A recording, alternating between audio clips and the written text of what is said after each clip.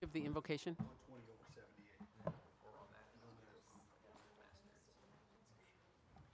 Lord, first we want to thank you for this city of Freeport.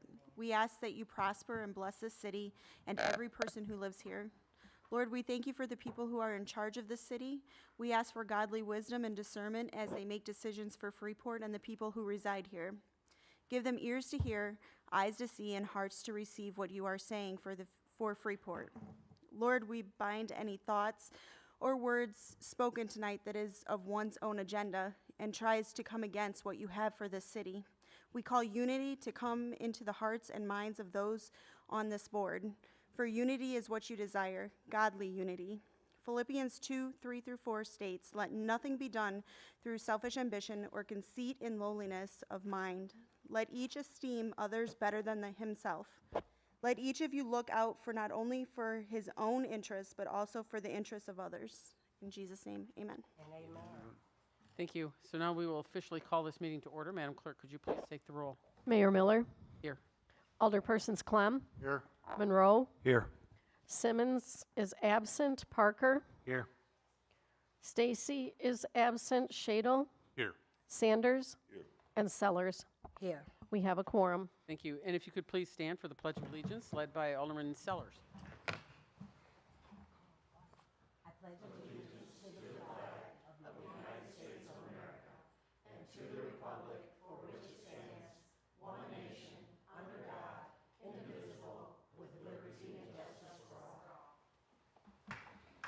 And Alderman Sellers, the meeting is yours. Okay, thank you. Okay, can we get a motion for the approval of the agenda? So moved. Second. All in, sorry. All in favor? Aye. All opposed? Could you clarify who called first and Oh. second? Oh, okay, I'm sorry. everybody. Yeah. Everybody. Let me see, eeny, meeny, let's pick Monroe and Shadle. I think that's the voices I heard. That'll work. Yep.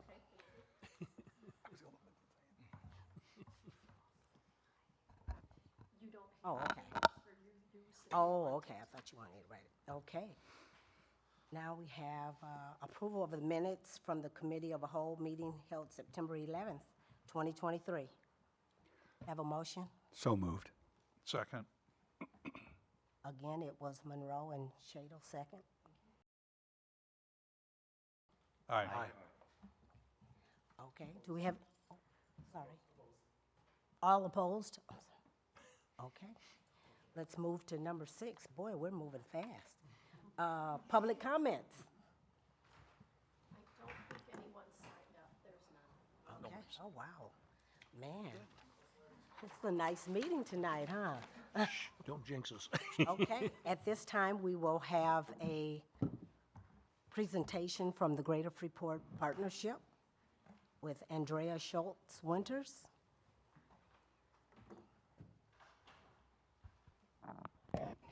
Good evening.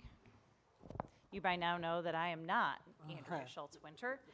She is probably going to walk in the door about 15 seconds after I'm done talking about this because she's in transit from the county planning and development meeting. But good evening, my name is Nicole Hass. I'm the brand director with the Greater Freeport Partnership. We just wanted to speak to you tonight, brief presentation highlighting our work from the third quarter. I'm going to try to speak to, actually, no, I am so confident that Andrea is just about going to walk in the door. We're going to I'm going to throw you a curveball and skip ahead a couple of slides so that Andrea can really give the scope of what she's talking about in economic development better than I'm going to be able to do that. So I'm going to allow Bill to go ahead with what I believe is slide number 5 on business and, oh, I can do it. Look at that. I'm in control of my own destiny. So Bill Clow, our business engagement director. Good evening, and thank you. We will get back to Andrea's portion when she walks in. But one of the things that we do is support businesses and entrepreneurs. And over the last quarter, we've been busy. One of the things that we were very involved in was working with the state to help promote and help businesses apply for the Back to Business grants, the latest round of the Back to Business grants. And they had 3 focuses of those grants. There were hotels, They were restaurants and creative arts businesses. And in Stevenson County, we had 1 hotel, 3 creative arts businesses, and 5 restaurants receive those awards.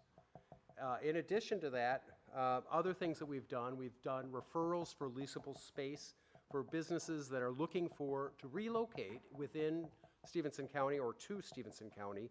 We're not realtors, we don't pretend to be realtors, but we do keep a database of available spaces to help them kind of narrow down their options and help make it easier for them to stay in or move to Stevenson County and Freeport.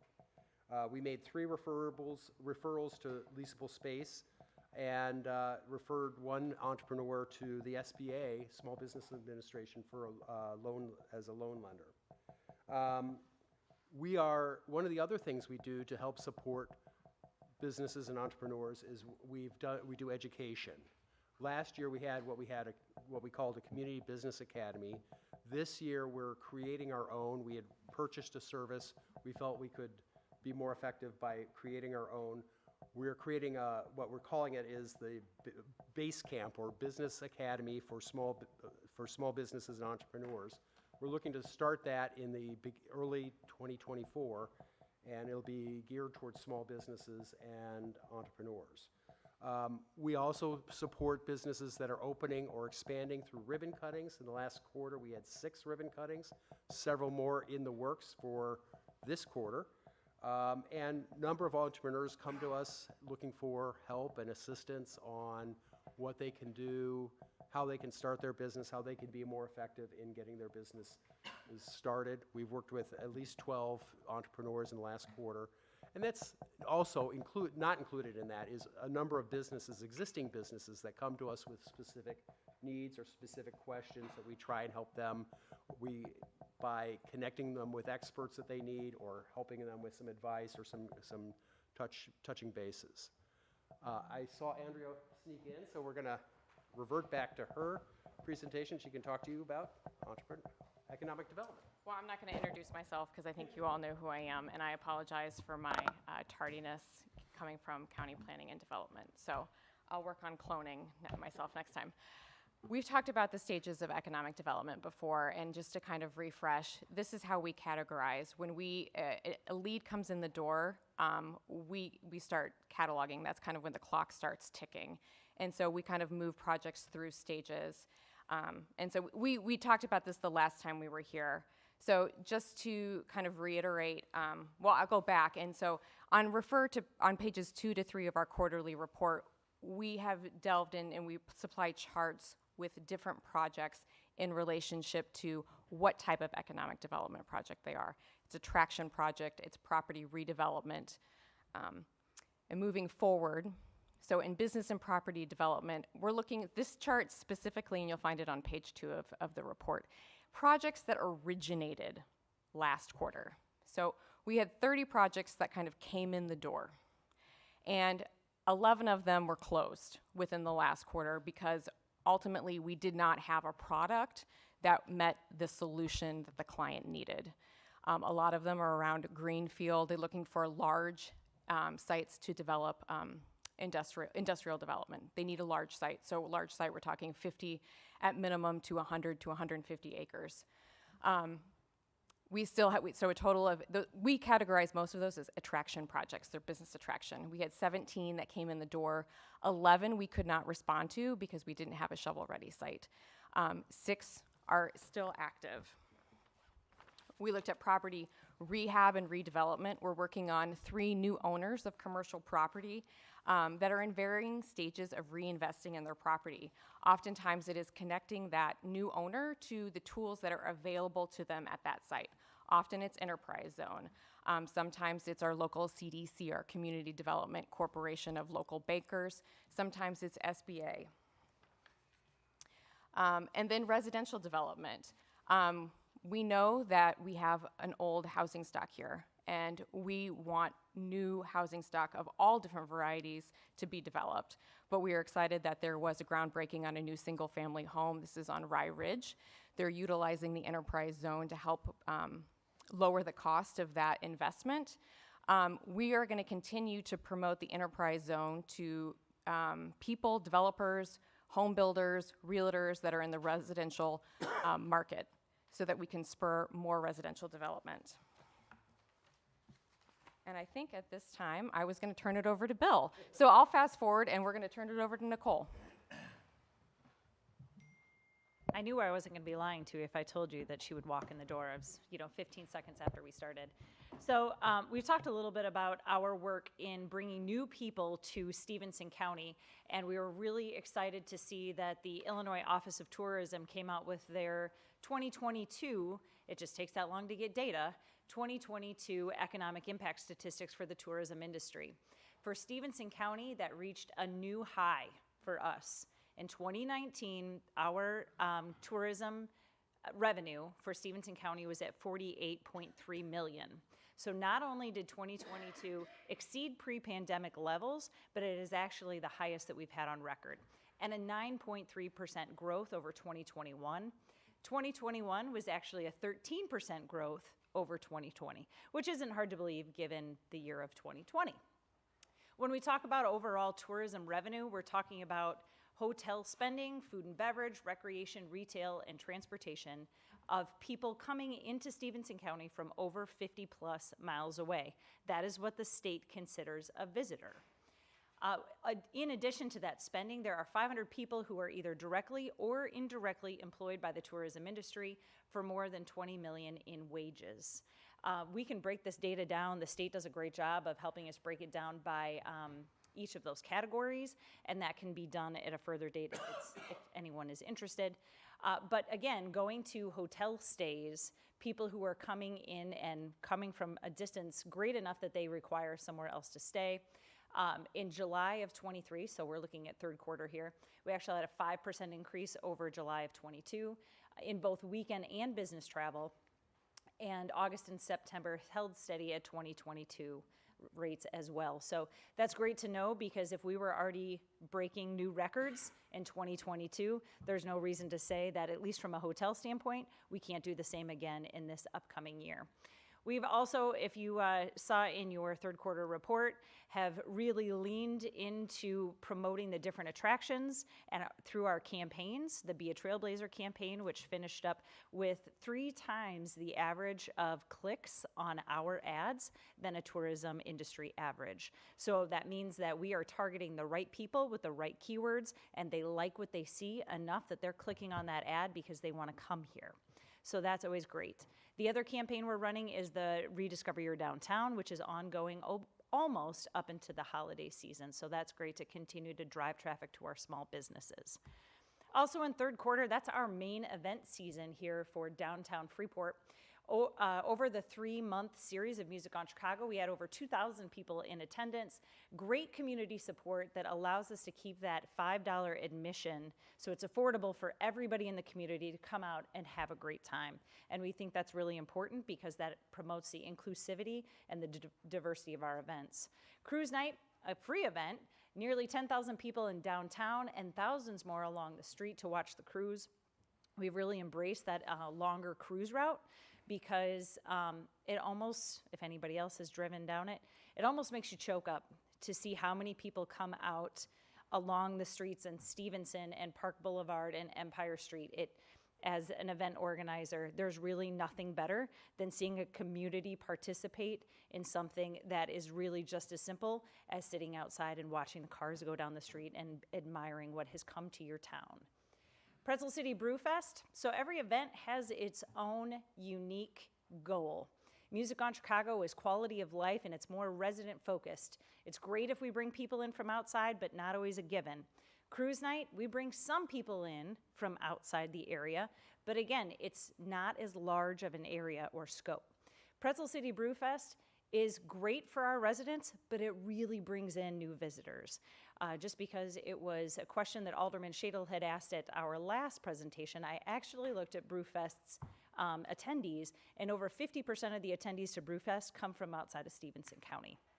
I could break down that more on how far away they come, but we definitely do get Quad Cities, Milwaukee, Madison areas, even over towards Dubuque, that come because it's a great event.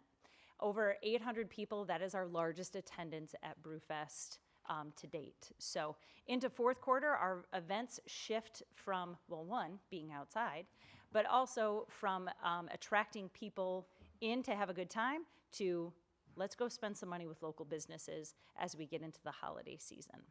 So local shopping is definitely what you're going to see come from the partnership here in the next fourth quarter. Any questions for anybody? Yes, Mr. Monroe? Oh, I'm sorry. Just a real quick, the numbers going up with the hotel stays, are we in the market for another hotel in town? There is usually a statistic that says that if you exceed 60% hotel occupancy for a long period of time, that would be the case. There hasn't been anything talked about like that for a while, but if you look at statistics, potentially. We are also missing a market for somebody that has a meeting room or conference center within their hotel. That's something that none of our hotels currently have, and it definitely takes us out of the running for keeping some of our local businesses from having their annual meetings and events and things like that right here in town. Thank you. Alderman Monroe. Yeah, thank you, Alderperson Sellers. I've got several questions, I'd kind of like to run through. Some of these I know the answer to, but I'm asking them because we've got new council members as well as the community that may not understand. What does a shovel-ready site mean? Great question. Shovel-ready site means that working with the city, you could go through permitting process and you could put a building there as soon as you had the equipment ready, meaning that there is already water, sewer, electricity, gas to the site.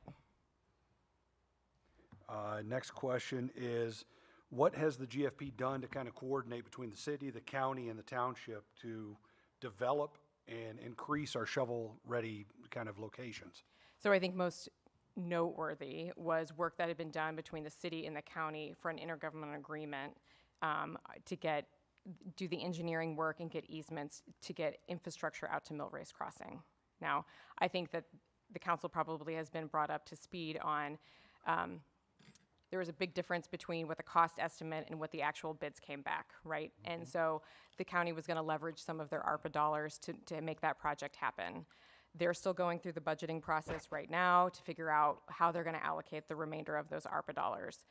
That project will likely not proceed in that manner moving forward. So I think it is looking at, we have smaller development sites in town, I would say in town, right, that have infrastructure to them. I'm talking under 5 acres. So you're facilitating a building that could be 150 to maybe 100,000 square feet. So a smaller building. It's going to take another intergovernmental agreement to probably work with the city and the county. The county has the land, right?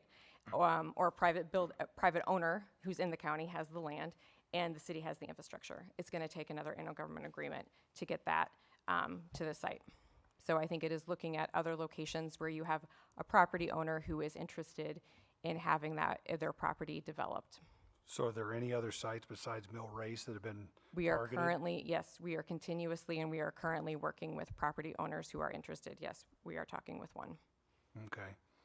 And that maintains water, sewer, gas, electric, everything? Those would have to be brought to the site. They'd have to be brought to the site? Right. Okay. I would say that it's closer distance run than to Millrace Crossing. Okay. So I'm really concerned, Sure. 11 businesses that basically closed that didn't come here. Was it just shovel-ready sites, or were there other reasons for them not coming here? Well, I would say a lot of those, some of those intersect. When Intersect Illinois, so Intersect is a public-private partnership that the state has put together. They work outside the realm of state government in terms of business attraction to the state of Illinois. They work with the company, they understand what the company's needs, where they might want to be located in terms of what their services are, distribution, transportation, and where their market is. So they might send these RFIs, requests for information, out to statewide. And if you meet certain criteria, meaning you have property that is shovel-ready and it meets the acreage amount, or you have a vacant building that would facilitate their type of business, then you respond. Okay. We have plenty of, my question is, The tricky part is I want are to, they usable? right. So, Right. And I think that the tricky part, when you look at advanced technology in manufacturing, you're looking at much taller ceiling height than what a lot of our existing manufacturing buildings have. So I think it is, I'm not saying that there couldn't be smaller scale manufacturing that would go in there, but you're probably not going to lure a large company that's going to come in and say, hey, this building built in 1928 is going to be perfect yeah, for my manufacturing business. yeah. So that's the difficulty, is in how do you reuse those? And it might not be, it's a totally different use. Maybe Yeah. they're going to be housing. Maybe it would be a boutique hotel. Yeah, my biggest concern really, with Mill Race, and it has been from day one, doesn't affect the city, other than the water fees and things like that. It doesn't really, get it into our community in an easy way. So we're waiting years and years and years where there are much, closer opportunities, in my opinion, that we could be looking at to develop, either in some other area of the city that meets those needs. And that's, these are questions, because we've got to find jobs for people. Right now, the unemployment rate here is fairly high. I do have a big concern about the lack of qualified workforce. I've heard that from several business owners as well. What are we doing? We're talking about roads and water and infrastructure. And, I've been on the council for over 2 years now, and I'm still hearing we don't have shovel-ready sites, and it's a little bit infuriating.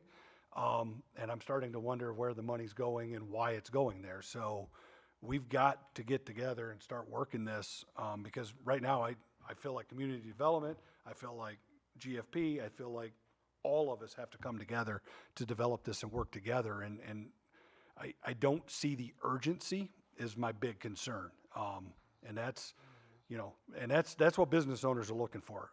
Do you have your stuff in a row? Can you get this done? Will you have shovel-ready sites already ready to go? And we're still sitting here 2.5 years later almost, no shovel-ready sites, unemployment going higher, and all of these jobs going elsewhere, 11 different. No, I continue, I hear you, and I think it is working with a sense of urgency and understanding that it's going to take all those players to work together to make this happen. Because I think it's not only attracting new businesses, it's making sure that businesses here, when they're ready to expand, have a place to do so. Yep. And the last comment I'll make is I know for a fact that we're the largest, as far as financial supporter of GFP, out of all of those entities. And I want to see more for the city of Freeport for what we're spending money-wise, and I want to see that move forward. And I think all of us are probably on the same page with that. We've got to move forward. We've got to get places ready to go so that we can then bring business here, get people jobs that pay a meaningful wage, and get us moving forward. But Sure. I appreciate your time and answering the question. Well, and I want you to know, we appreciate the council and the city's support in what we do. And I think that we need to also understand that a lot of these, unfortunately, are not quick fixes, or they're not projects that are going to happen within 6 months. There's work that we can be done to position us, to put us in a better location, to better spot. And in terms of other things, if we're always welcome for feedback in terms of, as we report out what we're working on, if there's a way that we could do it better, that's more coherent, we're open to that feedback. So thank you. Alderman Sanders. Yeah, as I listened to Alderman Monroe speak in terms of things of height and alert kind of reporting that is being done, and I like the fact that he brought out the fact of the urgency of these projects. But what I like to know is, do you guys show an analysis status report that will give us an insight to your progress on these projects? Because we're just standing here talking about it. What actions have we taken to make sure that these projects are moving along it's gotta be like on a racetrack, a horse race, something like that. When they get to the furlong, that's one progress report. Next one, the next progress report. Yeah, if we can see something more tangible, other than charts, that we can really take a look at and see if these projects that we're working on or spending on is worth our time and your time. But the thing about it is we need to see evidence of something. These things here doesn't do anything for us. These charts that is laid out there on that board there, they don't do jack of anything, only just reporting of statistical analysis is what all I see. But we're not seeing the real depth stories of how you guys are coming along with these programs and what we should be doing about helping. Sure, and I think what we could do is specify specific projects that have moved along. There's a reason that we categorize them in stages. Okay. Those are the stages of the race, if you will. Yeah, If we've made a lap, if we've made the second lap, and as we get across the finish line. So I think what we could do is highlight a couple projects and really note, you know, this was moved on to the next phase. This is stalled out. This project is actually jumped 2 phases. I think we could highlight those for you so you have a better well, we idea. need to see the first phase, simply because we want to know how you get from A to B to C. We want to see that. We want to see that in stepwise. And I think that would help a lot of the councilmen to see something clearly, because I'm listening to this status report that my brother over there, James Monroe, is giving us, and he's giving a good, impressive number of comments that really jive me right now. And so I think we should look at this thing with a better view, because I like to see the phases that you guys are going through, that we're going to be getting things done in that regards. Okay. Anyone else? I just had one, well, really 2 questions. First of all, I'd like to know, how many hotels do we have in Freeport? So what the state statistic are actually taking in everybody who pays hotel motel tax. So when we talk about the 50.2 million from last year, that's taking into consideration campgrounds, VRBOs, and every hotel that is paying in hotel motel tax to the state of Illinois. When we talk about hotel occupancy, we are talking about the 3 major, what we call flagged hotels, which is the Hampton, the Country Inn and Suites, and the Baymont. The other hotels have been, going through some growing pains, but we have every determination on trying to, Bill and myself, going out and talking to them and seeing, what their new availability is, to make sure if they are always accepting visitors, we'd love to kind of count them into the number of hotel rooms. Right now, in our occupancy between those 3 hotels, it's only 199 rooms. So to give you an idea, it doesn't take a lot to sell out those 3 hotels. Okay, thank you. No problem. And then the other one, Andrea, might be for you. You had said 11 companies that came through, but because we didn't have the space, they left. Do you have, I'd just like to know maybe later send it to me, the names of the companies the 11 companies that decided not to. Well, I will tell you is that when we get the information from Intersect Illinois, they've given all projects a code name. We don't even know the name of the company. It's all kept confidential. What I can share with you is the project name and the sector, or what the company does, and that gives us an idea of what their space needs. But that information is all kept confidential, and that wouldn't be revealed until almost the project is, everything is signed on the dotted line, and the company, everyone would work under an NDA or non-disclosure agreement. But yeah. Okay. Yeah. Anyone else have anything? If not, thank you very much. Thank you very much. Thank you very much. At this time, I will have the quarterly update of the city goals established by the Social Justice Committee, presented by Manager Boyer. Thank you, Mr. Chairman.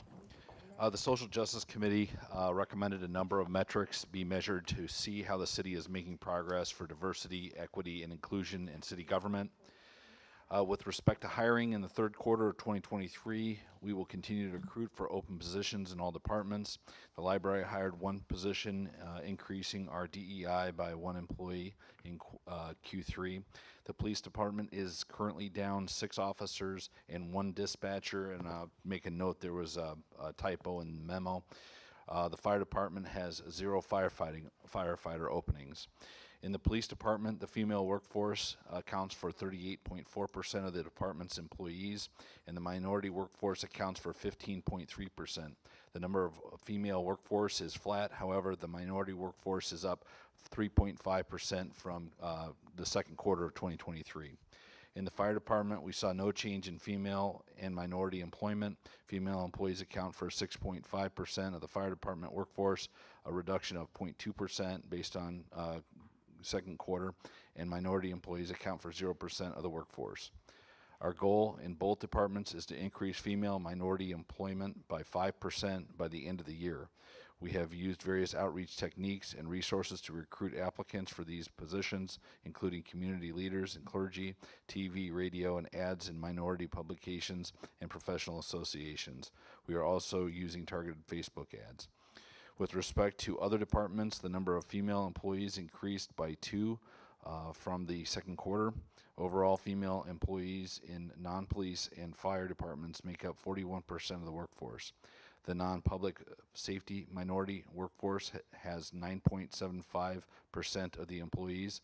Overall, we have 60 female employees, 18 minority employees, and a total workforce of 189. This equates to female employees making up 31.7% of our workforce and minority employees making up 9.5%. Looking at our last quarter ending June 30th, 2023, we saw the following changes. In the police department, we gained 2 female positions compared with last, and 3 compared with our December 31st, 2022 base. In the fire department, there was no change in female employment from last quarter and no change compared with our 2022 base. In all other departments, our female employment was up 2 positions from last quarter. However, it was up 4 positions as compared with 2022 base. If you look at the metric or the spreadsheet there, indicating that we had 2 additional female employees from quarter 2 to quarter 3. We also had 3 additional minority employees in the police department from quarter 2 to quarter 3, and our total employment in the police department was up 6 total. With our minority recruitment, police minority employment was up 3 positions compared with the last quarter and up 3 positions as of December 31st, 2022 base. There was no change in the fire department compared with the first quarter of 2023 or the 2022 base. Staff engaged with the public at 2 outreach opportunities during the third quarter. The first activity was held at Tuddy Baker Fest, July 7th through the 9th, and the second event was at the Stevenson County Fair. Our goal for nuisance and building inspections was to increase by 5% from the previous year. Since we did so well in 2022, we set a new goal of 9%. Our new base now has 6,100 inspections for the year. Community development accomplished 4,998 inspections in 2023 so far and is on course to attain our new goal of the 6,100 inspections. During this quarter, we had a total of 19 buildings demolished, 19 houses, and no accessory buildings. So total 19 houses. Although we had several changes in our board and commissions, the female and minority membership on our committees changed slightly from the second quarter of 2023, with female board members slightly increased to 39% and minority members slightly down to 12% from the 2022 base year. So that concludes my presentation on the Any discussion? Social Justice Committee. Any? If not, okay, we'll move on to number 9. Discussion regarding ordinance amending Chapter 806, alcohol liquor sales, to create a new liquor license classification for golf course, presented by Manager Boyer. Thank you, Mr. Chairman. The city currently has 2 golf courses operating under different license classifications due to one being operated by the Park District, that's Park Hills Golf Course, and the other being operated by the Freeport Club. Each operates essentially as a bar or restaurant and has an outdoor supplemental license which enables the sale of liquor outdoors. The Liquor Commission has noted, however, that the rules associated with the outdoor service and seating at a restaurant do not address many of the issues associated with the golf course, which includes much larger open spaces and service from mobile carts. The changes proposed here are intended to update and consolidate the requirements for outdoor sales/service of alcohol liquor on the golf course. A supplemental golf course license is created, which is available to golf courses only. This definition does not include frisbee golf courses, mini golf courses, or any other facility which are less than 35 acres in size. All outdoor fixed points of sale for alcoholic liquor must be specified in the outdoor service plan on file with the city clerk and must be set back at least 15 feet from the property line. Any mobile platforms such as a golf cart or snack cart must be operated by a Bassett server over the age of 21. The golf course supplemental license simply replaces the need for a golf course to obtain an outdoor supplemental license under 806.04 subsection D, paragraph 3, as they each present, as they're presently maintained. Each golf course must also still maintain an existing core license per city ordinance for their primary restaurant/bar activity indoors. As such, a $100 fee is being proposed to maintain a cost-neutral impact of the revised regulations to the licensee. Worth noting is that the Park District pays significantly less for its core license than a private entity in recognition that is also a public entity. At the regular meeting of the Liquor Commission on September 14, 2023, the attached regulations were approved for presentation to the City Council by unanimous vote. This proposed rules and fee structure are intended to be cost and revenue neutral when compared to existing fees paid by the affected licenses. And staff's recommendation is to move this forward to the next council meeting for first reading. Is there a motion? Second. First by Parker and second by Shado. Discussion. Yeah, I was going to say that, but I was thinking something else. Discussion? Yes, please. Oh, okay. Oh, Alderman Monroe. Question for the city manager. Why was it decided that it's, the license would be less for a public entity over a private one? You know, I wasn't here at the time, so we'll have to go back and have a look at that. I can get you an answer for that at a later time, but I think it results in the fact that the Park District probably were serving beverages before in the past, and they were just being grandfathered in. City Clerk Dovey. The thought is that taxpayers pay taxes to the Park District as well as the city, so it's taxpayer money in, taxpayer money out. So the Park District licensing fee is considerably lower. Mayor, do you remember? 500, 750, something like And that. it's 10,000 for a normal. And it's 10,000 for a private entity with an annual renewal of 1,000, so significant difference. Yeah, so a follow-up if I may. You know, my concern is, you know, they are competing in the same space as the private business. You know, and that's, are their pricing lower, you know, things like that. Those are things I think that are, you know, in terms of competition, gives them a leg up and an advantage in that realm as far as pricing goes. So it's just something to think about Yeah, moving forward. oh, you mind? Mayor Miller. This ordinance doesn't really address that base fee. This is about the outdoor portion of it. Okay, So total different, I mean. okay, gotcha. Any other discussion? Alderman. Yeah, I'm like befuddled right now because it was the last council that gave the right of way for this kind of activity to take place on public ground. Am I correct? Is that what we're saying?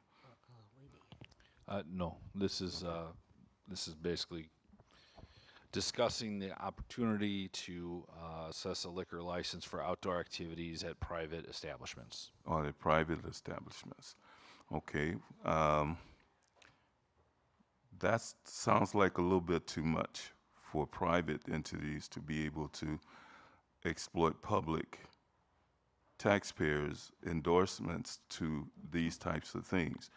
We're looking at a private entity on a public space, am I correct?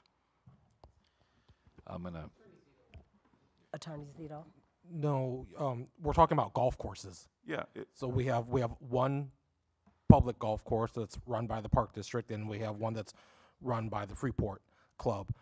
Currently, right now, they have differing sets of rules for their ability to serve alcohol. This is kind of a cleanup ordinance to kind of set a uniform set of rules for all golf courses when it comes to them being able to serve alcohol out on the golf cart, like the cart people that drive around so that, to the various holes and sell the beer. They were operating on different rules. Now we're just trying to make it all one uniform set of rules so everyone's following the same set. universal. Yeah. That's all this ordinance is about. Madam Chair? Are there, Alderman Clem? Oh, Alderman Clem? Okay. A couple things I think, I may be wrong.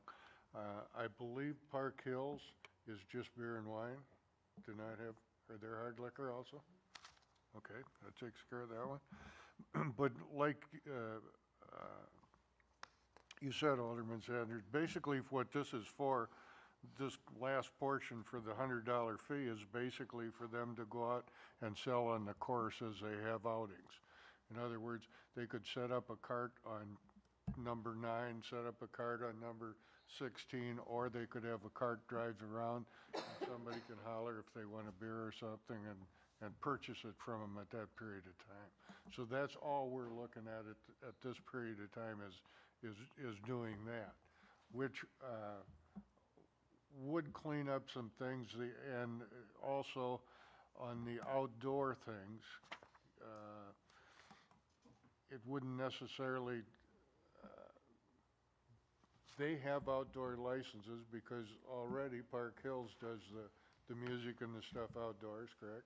Right, Yeah. right. They have their outdoor, but And so according does- to how the outdoor is written, Isn't it's, written to it isn't, include this. yeah, No. it's written as if it were a restaurant and, they're sitting outside in their establishment, and this isn't the case. It's a Yeah. whole different, they're out on the green, and So really, like you say, this is a matter of cleaning things up to make it legal to sell it on the course, where now they're legal to sell it out by the pool or by the wherever, but you can't go out in the golf course. Are there any other questions? If not, I think this is the only one that we have to take a vote on, right, Dovey? Yes, ma'am. Okay.